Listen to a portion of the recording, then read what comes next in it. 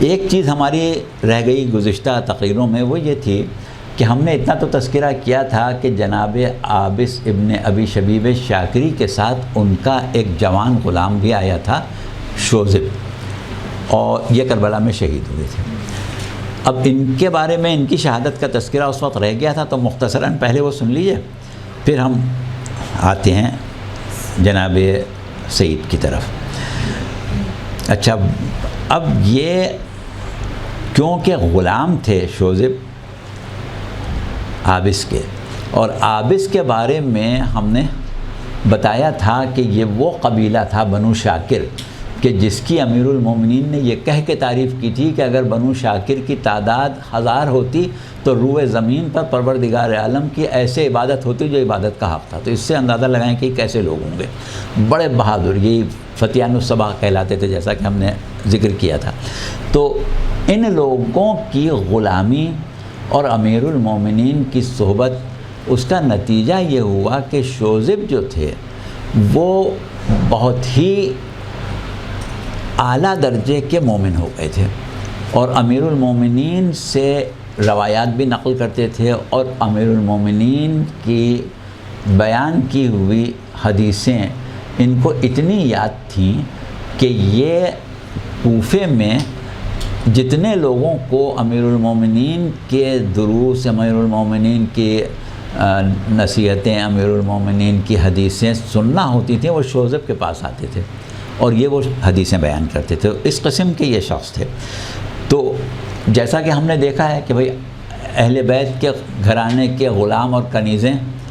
کتنے اعلیٰ مرتبے کے ہوتی ہیں، اور وہاں کربلا میں شہید بھی ہوئے ہیں۔ جناب ابو ذر غفاری کے غلام جون حبشی شہید ہوئے ہیں، ان کا بھی ہم ابھی آگے چل کے تذکرہ کریں گے۔ اسی طرح امام حسین کے غلام، امام حسن کے غلام، اور بعض خاندان رسالت کے غلام شہید ہوئے ہیں، ان کا اپنا ایک مقام تھا۔ اور پھر جناب قنبر کا کیا مقام تھا، جناب فضا کا کیا مقام تھا، آپ کو معلوم ہے کہ اس گھر کے غلام کیسے ہوتے ہیں۔ تو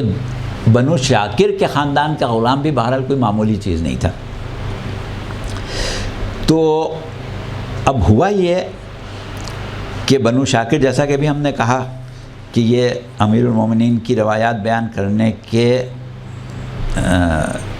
معاملے میں مشہور تھے، اور جب عابس حضرت مسلم ابن عقیل کا خط لے کے امام حسین کی خدمت میں آئے تھے، وہ ہم نے حضرت عابس کے واقعے میں شہادت میں ہم نے بیان کیا تھا کہ حضرت عابس امام حسین کے پاس اس طرح آئے تھے کہ جو حضرت مسلم ابن عقیل نے خط بھیجا تھا وہ لے کے آئے تھے، اور اس کے بعد پھر امام حسین کے پاس سے نہیں گئے تھے۔ تو اس وقت شوذب ان کے ساتھ تھے۔ تو اب روز عاشوراء کربلا میں جو گفتگو ہوئی ہے شوذب اور جناب عابس کے درمیان، یعنی آقا اور غلام کے درمیان جو گفتگو ہوئی ہے، وہ بعض مورخین نے نقل کی ہے،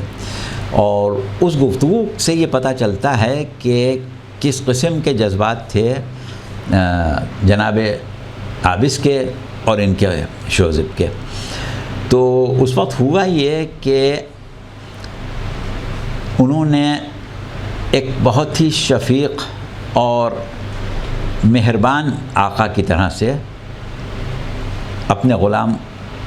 سے گفتگو کی، لیکن یہ نہیں کہا کہ شوذب تم بھی، میں تمہیں حکم دے رہا ہوں کہ تم اپنی جان دے دو، یا اور اس قسم کی کوئی بات کرتے کہ بھئی میرا تمہارے اوپر حق ہے اور میں چاہتا ہوں کہ تم اپنی جان نواز رسول پر قربان کرو، ایسی کوئی بات انہوں نے نہیں کی تھی۔ صرف یہ کہا تھا کہ کیوں شوذب، تمہارا کیا ارادہ ہے؟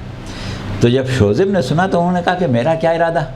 میرا ارادہ تو یہی ہے کہ میں بھی آپ کے ساتھ رہوں اور فرزند رسول پر اپنی جان قربان کروں۔ تو جب انہوں نے عابس نے یہ سنا تو بہت خوش ہوئے، ان کو شاباشی دی اور کہنے لگے بے شک عابس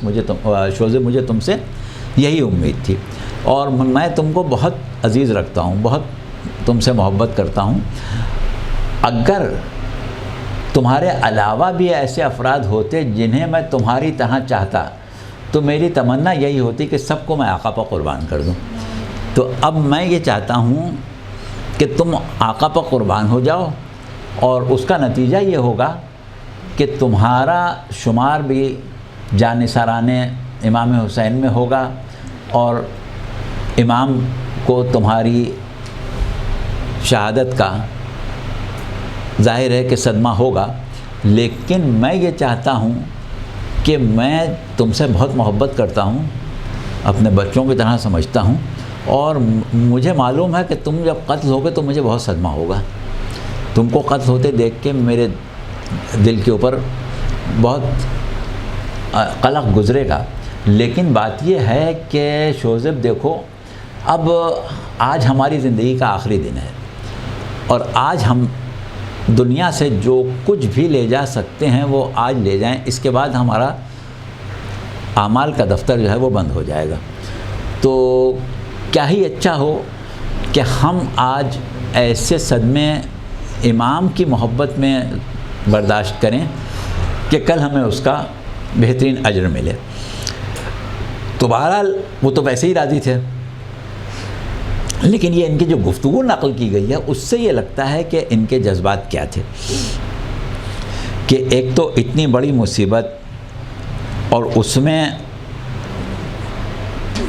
قتل کا اس طریقے سے شوق، اور دل میں جو کچھ ان کے تھا وہ اس وقت ان کی زبان پر آ گیا۔ اب اس کے بعد شوذب نے ایک مرتبہ امام کو سلام کیا اور کہا کہ مولا بس اب مجھے بھیج دیں۔ تو امام نے ان کو اجازت دی، اور اس کے بعد یہ ایک مرتبہ لشکر کی طرف روانہ ہوئے، اور حسب معمول تمام لشکر نے ان کو گھیر لیا، اور پھر جہاں تک ان میں جان تھی یہ لڑتے رہے، اور اس کے بعد شہید ہو گئے۔ اس طرح جناب عابس ابن ابی شبیب شاکری کا جو ایک خاص مقام تھا محبت اہل بیت میں، اور ان کے ایمان کی جو کیفیت تھی، جس طریقے سے انہوں نے شوذب کو اپنے پاس رکھا تھا، وہ سب چیزیں کھل کے سامنے آ گئیں اس قربانی سے۔